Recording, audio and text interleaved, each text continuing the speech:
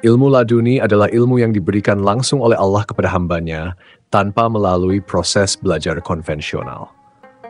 Dalam sejarah dan tradisi Islam, ilmu ini dianggap sebagai bentuk pemahaman yang mendalam yang tidak bergantung pada usaha manusia dalam menuntut ilmu, melainkan semata-mata merupakan anugerah ilahi.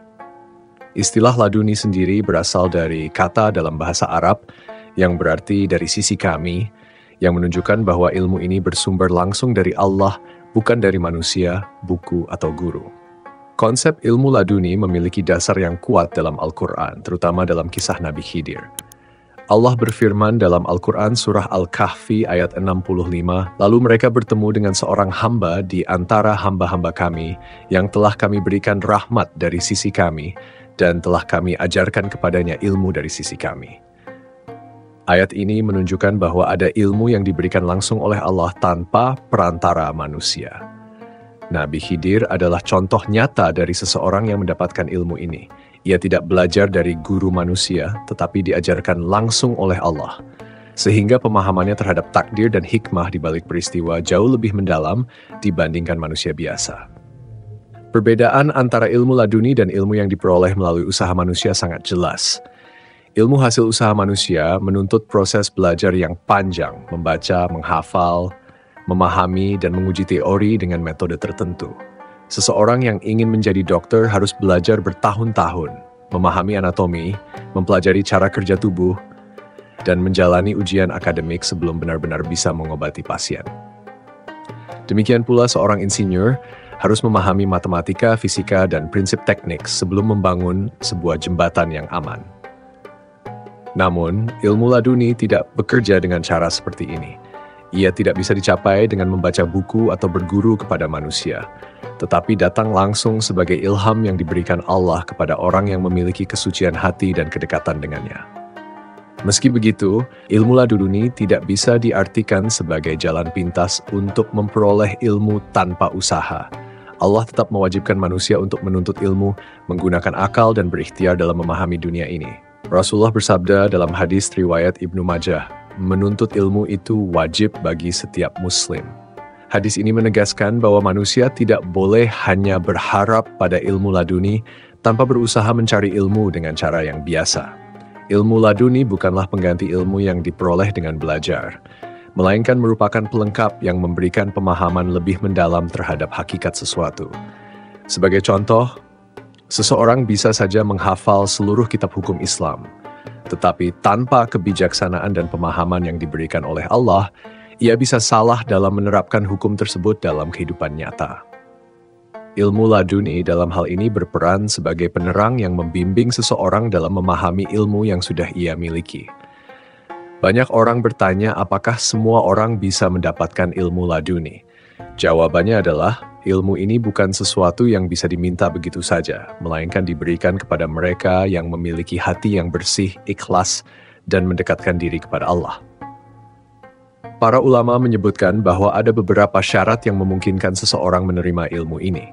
Pertama, ketakwaan dan keikhlasan dalam beribadah. Allah menegaskan dalam Al-Quran surah Al-Baqarah ayat 282, dan bertakwalah kepada Allah, Allah akan mengajarkan kepadamu, dan Allah Maha mengetahui segala sesuatu.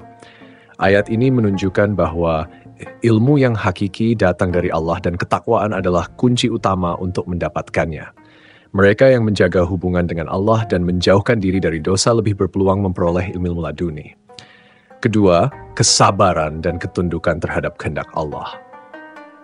Banyak orang ingin memahami hikmah di balik setiap kejadian, tetapi tidak semua orang diberikan pemahaman tersebut. Mereka yang sabar dalam menerima takdir dan meyakini kebijaksanaan Allah lebih berpeluang untuk memperoleh ilmu ini.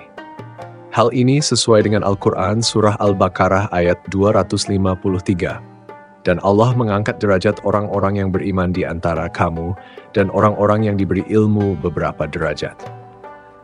Ketiga, zikir dan kedekatan dengan Allah. Ilmu laduni bukan sekadar wawasan intelektual, tetapi cahaya yang menerangi hati. Semakin sering seseorang berzikir dan mendekat kepada Allah, semakin besar kemungkinan hatinya dibukakan untuk menerima ilmu yang tidak bisa dijangkau oleh akal biasa. Rasulullah bersabda dalam hadis riwayat Al-Bukhari, "Barang siapa mengamalkan ilmu yang telah ia ketahui, maka Allah akan memberikan kepadanya ilmu yang belum ia ketahui." Hadis ini menunjukkan bahwa ilmu laduni diberikan kepada mereka yang mengamalkan ilmu yang telah mereka miliki. Semakin seseorang mengamalkan ilmu dengan keikhlasan, semakin besar kemungkinan Allah menambahkan ilmu lain kepadanya. Keempat, menjaga kesucian hati dan menjauhi maksiat. Maksiat adalah penghalang utama bagi ilmu, termasuk ilmu laduni. Para ulama sering mengingatkan bahwa dosa bisa menjadi sebab hilangnya pemahaman dan kebijaksanaan. Sebagaimana dikatakan oleh Imam Malik kepada Imam Syafi'i, "Aku melihat Allah telah memberikan cahaya dalam hatimu, maka janganlah engkau padamkan dengan maksiat."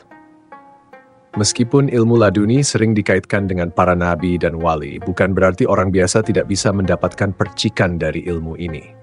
Dalam kehidupan sehari-hari, banyak orang yang tiba-tiba mendapatkan pemahaman atau solusi terhadap masalah yang mereka hadapi tanpa mereka sadari sebelumnya. Ini bisa jadi merupakan bagian kecil dari ilmu laduni yang Allah berikan sebagai bentuk pertolongan. Namun perlu diingat bahwa ilmu ini tidak bisa dijadikan alasan untuk menghindari kewajiban belajar. Dalam sejarah Islam, banyak ulama yang diakui memiliki ilmu laduni. Salah satu contoh yang sering disebut adalah Imam Al-Ghazali. Dalam perjalanan spiritualnya, ia mengalami masa-masa di mana ia merasa kehilangan makna dari ilmu yang telah dipelajarinya selama bertahun-tahun. Ia kemudian melakukan perjalanan batin, mendekatkan diri kepada Allah dan akhirnya mendapatkan pemahaman yang lebih mendalam tentang hakikat ilmu. Setelah itu, ia menulis karya-karya besar yang tidak hanya berisi wawasan intelektual, tetapi juga hikmah dan kebijaksanaan yang lebih tinggi. Namun, penting untuk diingat bahwa tidak semua orang yang mengaku memiliki ilmu laduni benar-benar memilikinya. Dalam sejarah, ada banyak orang yang mengklaim mendapat ilham dari Allah, tetapi pada kenyataannya mereka menyebarkan ajaran yang bertentangan dengan Islam. Oleh karena itu, para ulama menetapkan bahwa ilmu laduni yang benar tidak akan pernah bertentangan dengan syariat. Jika seseorang mengaku mendapatkan ilmu laduni tetapi mengajarkan sesuatu yang bertentangan dengan ajaran Islam, maka klaimnya harus ditolak. Ilmu laduni sejati selalu membawa seseorang lebih dekat kepada Allah, bukan menjauh darinya. Dengan memahami konsep ilmu laduni, seseorang bisa lebih menghargai kebijaksanaan yang ada dalam ajaran Islam. Ilmu ini mengajarkan bahwa tidak semua hal bisa dipahami dengan logika manusia, dan ada banyak hikmah tersembunyi di balik setiap kejadian. Sebagai manusia, kita harus berusaha mencari ilmu, tetapi juga harus menyadari bahwa ada batasan dalam akal kita. Ilmu laduni mengajarkan kita untuk rendah hati dalam memahami dunia, karena pada akhirnya hanya Allah yang memiliki pengetahuan mutlak atas segala sesuatu. Nabi Khidir adalah salah satu sosok yang paling misterius dalam Islam. Namanya tidak disebutkan secara langsung dalam Al-Quran, tetapi ia dikenal sebagai seorang hamba Allah yang memiliki ilmu khusus yang tidak dimiliki oleh manusia pada umumnya. Kisahnya yang paling terkenal adalah pertemuannya dengan Nabi Musa, yang menjadi bukti bahwa ia telah menerima ilmu langsung dari Allah dan memiliki keistimewaan dalam memahami takdir yang tersembunyi. Dalam Al-Quran Surah Al-Kahfi ayat 65, Allah berfirman, "Lalu mereka bertemu dengan seorang hamba di antara hamba-hamba kami yang telah kami berikan rahmat dari sisi kami dan telah kami ajarkan kepadanya ilmu dari sisi kami." Ayat ini menjadi bukti utama bahwa Nabi Khidir menerima ilmu langsung dari Allah. Frasa rahmat dari sisi kami menunjukkan bahwa ia mendapatkan anugerah istimewa dari Allah, sedangkan frasa ilmu dari sisi kami menegaskan bahwa ilmu tersebut bukan berasal dari pengalaman atau pembelajaran manusiawi, melainkan pengetahuan yang diberikan langsung oleh Allah. Keistimewaan utama Nabi Khidir adalah kemampuannya untuk memahami takdir yang tersembunyi. Ilmu ini bukan sekadar pengetahuan tentang hukum-hukum agama, tetapi juga pemahaman mendalam tentang rahasia di balik kejadian-kejadian yang tampaknya tidak masuk akal bagi manusia biasa. Ketika Nabi Musa menemani Nabi Khidir dalam perjalanan, ia menyaksikan 3 peristiwa yang sulit dipahami dengan logika biasa. Nabi Khidir merusak perahu milik orang miskin, membunuh seorang anak muda, dan mendirikan kembali tembok yang hampir roboh di sebuah desa yang penduduknya pelit. Bagi Nabi Musa, tindakan-tindakan ini tampak bertentangan dengan keadilan. Namun, setelah Nabi Khidir menjelaskan hikmah di balik setiap perbuatan, barulah terlihat bahwa semua yang dilakukannya adalah bagian dari rencana Allah yang lebih besar. Dalam Al-Quran Surah Al-Kahfi ayat 82, Allah menyingkap salah satu hikmah di balik perbuatan Nabi Khidir. Adapun dinding itu adalah milik 2 anak yatim di kota itu, dan di bawahnya terdapat harta benda bagi mereka, dan ayah mereka adalah orang yang saleh. Maka Tuhanmu menghendaki agar mereka sampai pada usia dewasa dan mengeluarkan simpanannya sebagai rahmat dari Tuhanmu. Dari kisah ini, terlihat bahwa Nabi Khidir memiliki kemampuan untuk melihat takdir sebelum terwujud di dunia nyata. Ia mengetahui masa depan yang masih tersembunyi dari penglihatan manusia biasa. Inilah yang membuatnya berbeda dari manusia lain, termasuk Nabi Musa yang menerima ilmu melalui wahyu dan syariat. Nabi Khidir tidak hanya mengetahui hukum sebab akibat, tetapi juga memahami bagaimana keputusan Allah akan berjalan dalam kehidupan manusia. Keistimewaan ini bukanlah sesuatu yang bisa diperoleh dengan usaha biasa, melainkan murni anugerah Allah kepada hamba-Nya yang terpilih. Nabi Khidir tidak hanya mengetahui peristiwa yang akan terjadi, tetapi juga memahami hikmah di balik setiap kejadian. Ia melihat bukan hanya apa yang tampak di permukaan, tetapi juga kebenaran yang tersembunyi di baliknya. Keilmuannya tidak hanya mengajarkan tentang apa yang benar dan salah dalam hukum syariat, tetapi juga bagaimana keadilan Allah bekerja dengan cara yang tidak selalu bisa dipahami oleh akal manusia. Pemahaman terhadap takdir yang tersembunyi ini menunjukkan bahwa ilmu yang dimiliki Nabi Khidir berada di luar jangkauan manusia biasa. Ia melihat konsekuensi dari suatu tindakan sebelum tindakan itu terjadi, dan ia bertindak sesuai dengan pengetahuan yang telah diberikan oleh Allah kepadanya. Dalam hadis riwayat Al-Bukhari, Rasulullah bersabda, "Seandainya Musa bersabar, niscaya ia akan melihat banyak keajaiban dalam perjalanan bersama Khidir."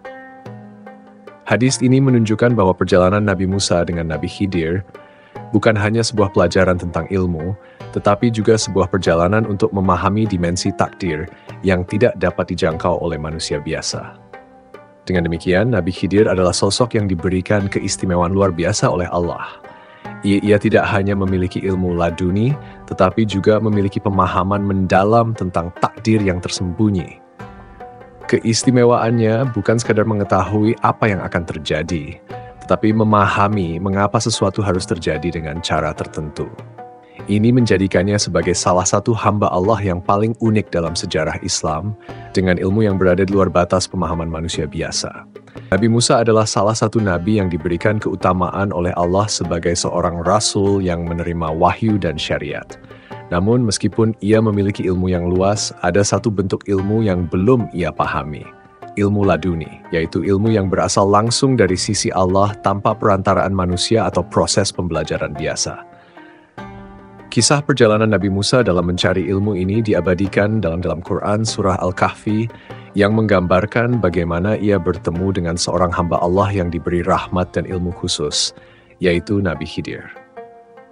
Perjalanan Nabi Musa ini bermula ketika ia berkhutbah di hadapan kaumnya dan seseorang bertanya kepadanya, "Siapa manusia paling berilmu di dunia?"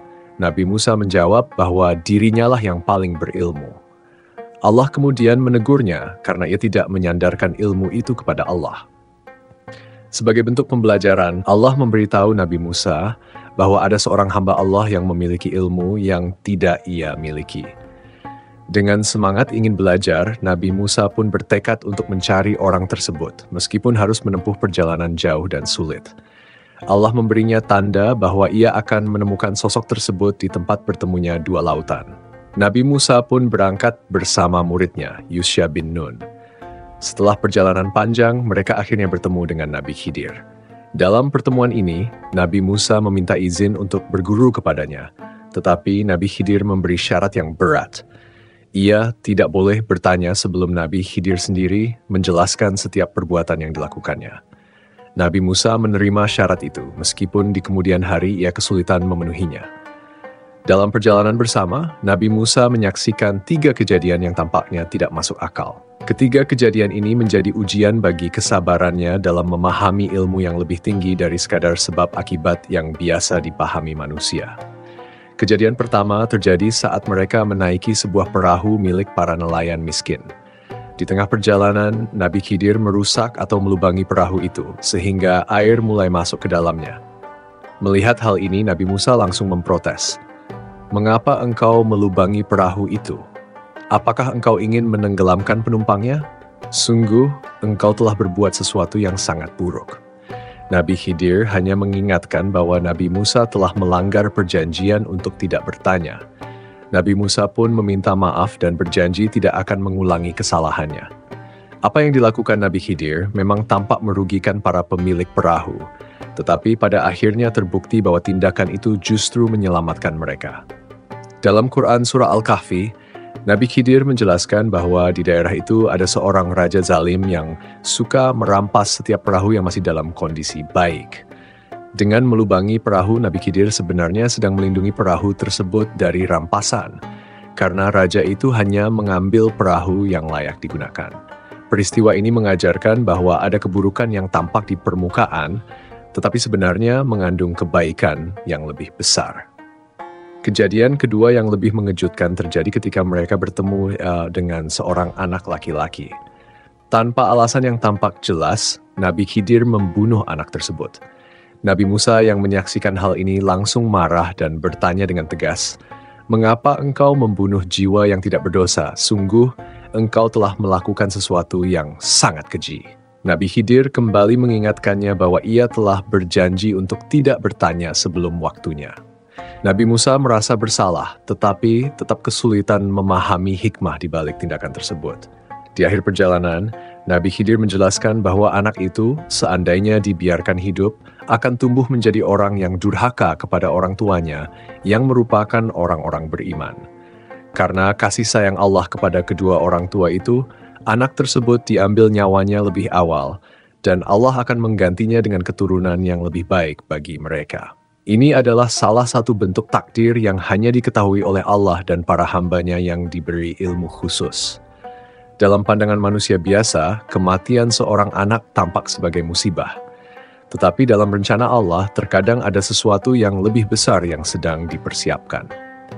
Kejadian ketiga terjadi ketika mereka sampai di sebuah desa yang penduduknya tidak ramah. Ketika Nabi Musa dan Nabi Khidir meminta makanan, penduduk desa tersebut menolak untuk menjamu mereka. Di tengah desa itu ada sebuah tembok yang hampir roboh, dan tanpa meminta imbalan apapun, Nabi Khidir segera memperbaikinya. Melihat hal ini, Nabi Musa kembali tidak bisa menahan keheranannya dan bertanya, "Mengapa engkau memperbaiki tembok itu tanpa meminta upah? Padahal mereka telah menolak menjamu kita." Nabi Khidir pun akhirnya menjelaskan bahwa di balik tembok itu terdapat harta milik dua anak yatim yang ayahnya dahulu adalah orang yang saleh. Jika tembok itu roboh, harta yang tersembunyi di bawahnya akan ditemukan oleh penduduk yang tidak jujur, dan anak yatim itu akan kehilangan hak mereka. Dengan membangun kembali tembok itu, Nabi Khidir memastikan bahwa harta tersebut tetap tersimpan hingga mereka dewasa dan bisa mengambilnya sendiri. Melalui tiga kejadian ini, perbedaan mendasar antara Nabi Musa dan Nabi Khidir semakin terlihat.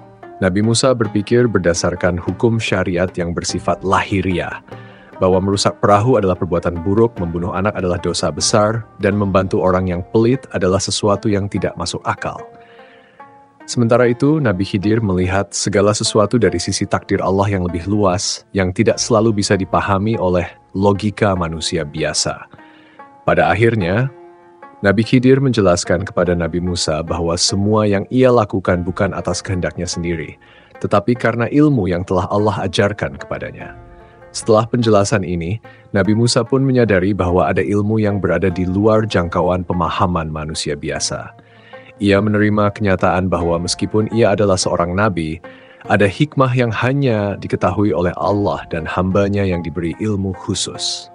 Perjalanan ini menjadi bukti nyata bahwa ilmu laduni bukan hanya sekadar wawasan mendalam, tetapi juga pemahaman terhadap hikmah ilahi yang tersembunyi di balik setiap kejadian. Ilmu ini tidak bisa dipelajari melalui buku atau guru, tetapi merupakan anugerah langsung dari Allah kepada hambanya yang terpilih. Melalui kisah ini, Allah mengajarkan bahwa tidak semua yang tampak buruk benar-benar buruk, dan tidak semua yang tampak baik selalu membawa kebaikan.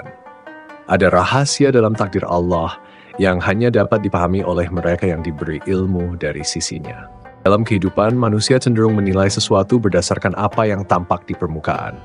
Jika sebuah peristiwa terlihat buruk, maka ia dianggap musibah. Sebaliknya, jika sesuatu tampak menyenangkan, maka ia langsung disimpulkan sebagai keberuntungan. Namun, dalam kisah Nabi Musa dan Nabi Khidir, Allah memperlihatkan kepada manusia bahwa di balik segala sesuatu yang terjadi, ada hikmah yang tidak selalu bisa dipahami dengan akal biasa. Ada keburukan yang justru membawa kebaikan, dan ada kebaikan yang bisa berujung pada keburukan. Kisah ini menjadi cerminan mendalam tentang cara manusia memahami takdir. Ketika Nabi Musa menyaksikan perbuatan-perbuatan Nabi Khidir yang tampak bertentangan dengan hukum lahiriah, ia tidak bisa menahan diri untuk mempertanyakannya. Nabi Musa melihat dari sisi hukum syariat yang jelas, perusakan adalah perbuatan salah, membunuh adalah dosa besar, dan pekerja harus mendapat upah. Namun Nabi Khidir memahami sesuatu yang lebih dalam, sesuatu yang tersembunyi di balik peristiwa itu, karena ia memiliki ilmu yang diberikan langsung oleh Allah. Ketika Nabi Khidir melubangi perahu, Nabi Musa menganggap itu adalah perbuatan zalim terhadap pemiliknya. Bagaimana mungkin seorang yang berilmu merusak harta orang yang tidak bersalah? Namun, kemudian terungkap bahwa tindakan tersebut justru menyelamatkan perahu itu dari seorang raja yang gemar merampas kapal-kapal dalam kondisi baik. Jika saja perahu itu tetap utuh, maka pemiliknya akan kehilangan satu-satunya sumber penghidupan mereka. Tindakan yang tampak buruk di awal justru menjadi penyelamat di kemudian hari. Begitu pula ketika Nabi Khidir membunuh seorang anak laki-laki, Nabi Musa merasa itu adalah perbuatan yang tidak bisa dimaafkan. Bagaimana mungkin seorang yang bijak dan diberi ilmu oleh Allah membunuh anak yang belum berbuat kesalahan? Namun, Nabi Khidir memahami sesuatu yang tidak diketahui oleh Nabi Musa. Anak itu, jika dibiarkan hidup, akan tumbuh menjadi seorang yang durhaka dan membawa kehancuran bagi kedua orang tuanya yang saleh. Dalam pandangan manusia biasa, kematian seorang anak adalah duka yang mendalam, tetapi dalam rencana Allah ada kebaikan yang lebih besar yang sedang dipersiapkan. Allah menggantikan anak itu dengan keturunan yang lebih baik, yang lebih membawa berkah bagi keluarga tersebut. Ketika Nabi Khidir membangun kembali tembok di desa yang penduduknya pelit dan kasar, Nabi Musa kembali merasa heran. Mengapa harus membantu orang yang jelas-jelas tidak menunjukkan keramahan? Bukankah lebih baik meminta upah atau membiarkan tembok itu roboh? Namun, di balik tembok itu ada harta anak yatim yang ditinggalkan oleh ayah mereka yang saleh. Jika tembok itu dibiarkan roboh, harta tersebut akan terekspos dan diambil oleh penduduk yang tidak amanah. Tindakan yang tampak tidak masuk akal di awal ternyata merupakan cara untuk menjaga hak anak-anak yatim hingga mereka cukup dewasa untuk mengambilnya sendiri. Dari ketiga peristiwa ini, manusia belajar bahwa tidak semua keburukan itu benar-benar buruk, dan tidak semua kebaikan itu selalu membawa manfaat dalam jangka panjang. Banyak peristiwa dalam kehidupan yang pada awalnya tampak menyakitkan, tetapi di kemudian hari justru membawa berkah yang tidak terduga. Ada musibah yang membuat seseorang lebih dekat kepada Allah, ada kehilangan yang justru membuka pintu rezeki yang lebih besar, dan ada kegagalan yang pada akhirnya membawa seseorang kepada keberhasilan yang lebih besar. Begitu pula dalam kehidupan sehari-hari, seseorang bisa saja mengalami kesulitan yang tampaknya buruk di awal, seperti kehilangan pekerjaan, mengalami kegagalan dalam usaha, atau menghadapi pengkhianatan dari orang yang dipercaya. Namun bisa jadi semua itu adalah bagian dari rencana Allah agar ia mendapatkan sesuatu yang lebih baik di masa depan. Ada orang yang kehilangan pekerjaannya, tetapi kemudian menemukan jalan untuk membangun usahanya sendiri yang jauh lebih sukses. Ada yang mengalami kegagalan dalam pernikahan, tetapi akhirnya menemukan pasangan yang lebih membawa kebahagiaan. Semua itu adalah bentuk keburukan yang di awal menyakitkan, tetapi pada akhirnya membawa kebaikan yang lebih besar. Sebaliknya, ada pula kebaikan yang tampak indah di awal, tapi ternyata berujung pada keburukan. Ada orang yang mendapatkan kekayaan secara tiba-tiba, tetapi kemudian kekayaan itu membuatnya lalai dan menjauhkannya dari Allah. Ada yang mendapat jabatan tinggi, tetapi justru membuatnya terjerumus dalam kesombongan dan korupsi. Ada yang mendapatkan kenikmatan duniawi tanpa usaha, tetapi akhirnya hidup dalam kehampaan dan kesengsaraan. Hal ini mengajarkan bahwa manusia tidak boleh langsung terbuai oleh sesuatu yang tampak baik, tetapi harus selalu mempertimbangkan apakah itu benar-benar membawa kebaikan sejati atau justru jebakan yang membawa kerugian di kemudian hari. Kisah Nabi Musa dan Nabi Khidir mengajarkan manusia untuk bersabar dalam menghadapi sesuatu yang tampak buruk dan untuk berhati-hati terhadap sesuatu yang tampak baik. Karena manusia hanya bisa melihat apa yang ada di depan mata, sementara Allah melihat segala sesuatu secara menyeluruh, dari awal hingga akhir. Oleh karena itu, sikap terbaik bagi seorang hamba adalah menerima segala ketentuan Allah dengan keyakinan bahwa setiap kejadian pasti memiliki hikmah, meskipun pada saat itu ia belum memahaminya. Sebagaimana yang Allah firmankan dalam Quran Surah Al-Baqarah, boleh jadi kamu membenci sesuatu, padahal itu baik bagimu. Dan boleh jadi kamu menyukai sesuatu, padahal itu buruk bagimu. Allah mengetahui, sedang kamu tidak mengetahui. Ayat ini menjadi penegasan bahwa manusia tidak selalu mampu memahami kebaikan dan keburukan dari sudut pandangnya yang terbatas. Dalam hadis riwayat Muslim, Rasulullah bersabda, "Sungguh menakjubkan perkara seorang mukmin, sesungguhnya semua perkaranya adalah kebaikan. Jika ia mendapatkan kesenangan, ia bersyukur, maka itu baik baginya. Jika ia ditimpa kesulitan, ia bersabar, maka itu juga baik baginya." Inilah konsep hidup yang harus dipahami oleh setiap orang beriman, bahwa dalam keadaan apapun selalu ada hikmah dan kebaikan yang tersembunyi. Pada akhirnya, kisah Nabi Musa dan Nabi Khidir bukan sekadar cerita tentang pertemuan dua orang nabi, tetapi juga merupakan pelajaran bagi setiap manusia tentang bagaimana menghadapi kehidupan dengan keimanan dan ketawakalan.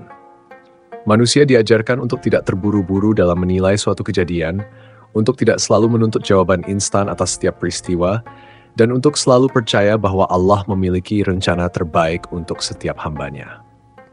Dengan pemahaman ini, seseorang akan lebih mudah menerima takdir, lebih bersabar dalam menghadapi cobaan, dan lebih berhati-hati dalam menyikapi keberuntungan. Karena pada akhirnya, yang benar-benar mengetahui mana yang baik dan mana yang buruk hanyalah Allah, Tuhan semesta alam. Demikianlah pelajaran berharga dari kisah Nabi Musa dan Nabi Khidir.